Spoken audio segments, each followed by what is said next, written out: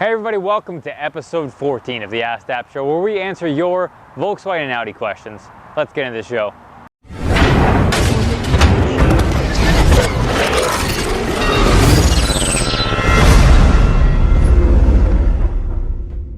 A user on Vortex asks, is there a driver's door lock cap that allows access to the lock cylinder? Please tell me there's a different cap available that will allow me access to the lock. I always forget to close my sunroof, and it would be nice to be able to use the damn convenience close feature without taking off the cap. I have a white GTI. Is there a cap from another model that will work? Okay, so for anybody who's not familiar with what he's talking about, on the driver's side door handle, there's a rear cap that is intended for emergency uses. You can stick your key under there, pop it off, and there's a manual lock cylinder, kind of like the old door locks you would use to open your doors in case your remote battery dies or the battery of the vehicle dies. You'll still be able to get into the car. There is no different cap available for that, that we're aware of at least. There is, however, an option to do remote coded windows, which allows you the convenience close feature via the remote. We have VAGCOM coding instructions on that. We'll put a link to that. One quick note about that, once you perform the convenience close feature and open feature, pinch protection is not in use during the convenience close feature via remote, which is why Volkswagen of America most likely didn't offer this from the factory, is because it's a liability. So it's something that you can do on your own. We'll put a link to the coding. Just keep in mind the convenience close feature, the pinch protection, which will stop the window if you stick anything in there, or a small child sticks their hand in there, would stop the window from closing. It does not function when you're using that feature. A user on Vortex asks, what affects trade-in value? Wondering if any of you can provide insight onto trade-in value. For instance, I have a curb rash and some extent on at least 3 or 4 of my wheels, maybe all 4. Does that reduce trade-in value? Should I try and get it repaired before trade-in? Any other factors I should look into to assess value? The car in question is a 2012 Autobahn GTI with 51,000 miles on the clock. I'm in the Bay Area in case anyone is able to maybe give me a ballpark for expected trade-in value. Okay, so on Mark 6 GTI, 51,000 miles, the value of that vehicle.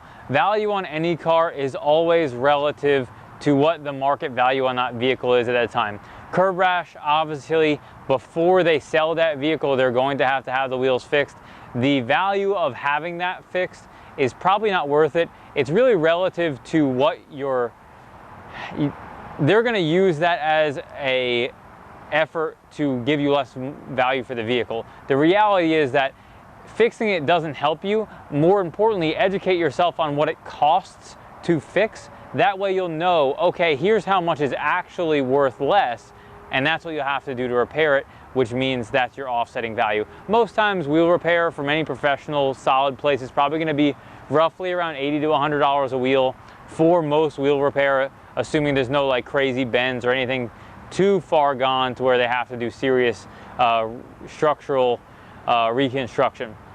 One thing I always, from my experience in dealerships, I've had a lot of people in my time who are super specific and really particular about their vehicles and make sure they fix every little nick and scratch. And I've seen people who walk in the door with a 12-year-old car that has, 46,000 miles on it, and it looks like it's in showroom condition, and they think because that car is in awesome condition and it's beautiful that it's worth a ton more money. The reality is that cars are all depreciating assets. So even when you keep it in the most perfect condition, it's still not going to be worth that much more than when you are driving a car that's not in that great condition. Now, the gap between a car that has been beat to death and a car in perfect condition gets a little bit wider, but maintaining your vehicle in pristine condition for the intent of resale is a horrible choice, and it's not something that has any return unless you're talking about some sort of classic car that's going to have exponential value in the future. If you're maintaining your vehicle perfectly is for you because you love it, then you should do that. Otherwise, it's not a dollars and cents, it's more a personal choice. A user on Vortex says, considering ordering lowering springs since coilovers aren't in my budget right now. To my understanding, there are progressive and linear springs, and what I've gathered from research is that progressive springs can cause premature wear on the stock dampers. Is this correct? Right now it's a toss-up between VWR Sport Springs and H&R Spring. Any suggestions would be helpful. Thanks.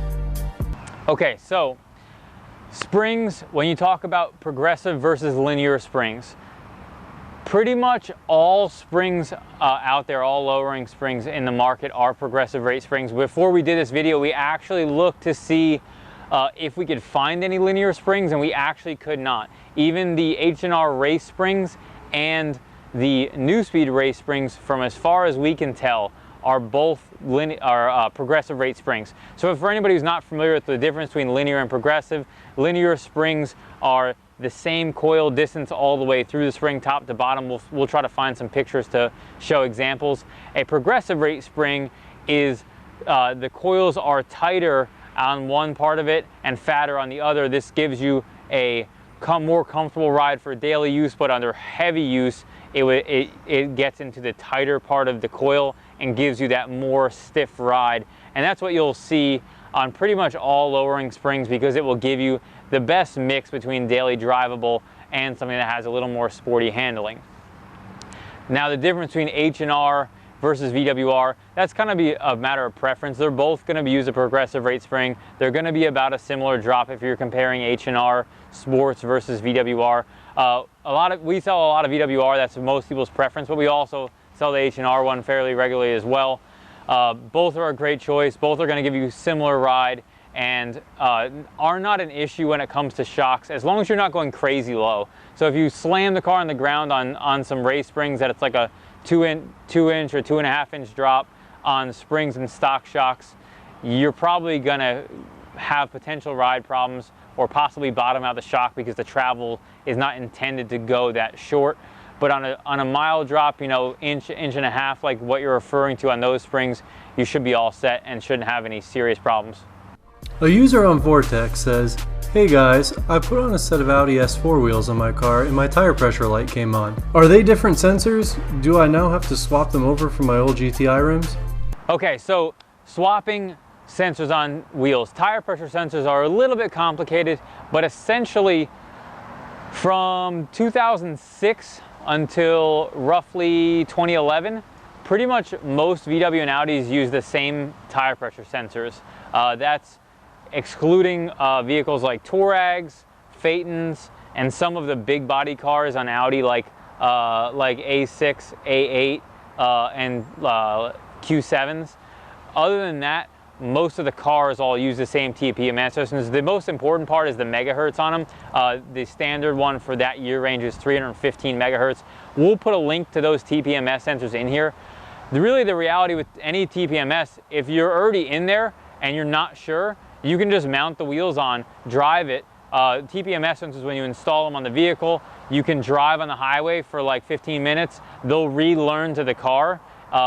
As long as you're maintaining speed for a certain amount of time, and then you'll know whether they're reset or not. Now, on vehicles that don't have TPMS sensors, it's irrelevant. You can just press the reset button for any vehicle that uses ABS style TPMS, where it uses wheel speed sensors to determine that.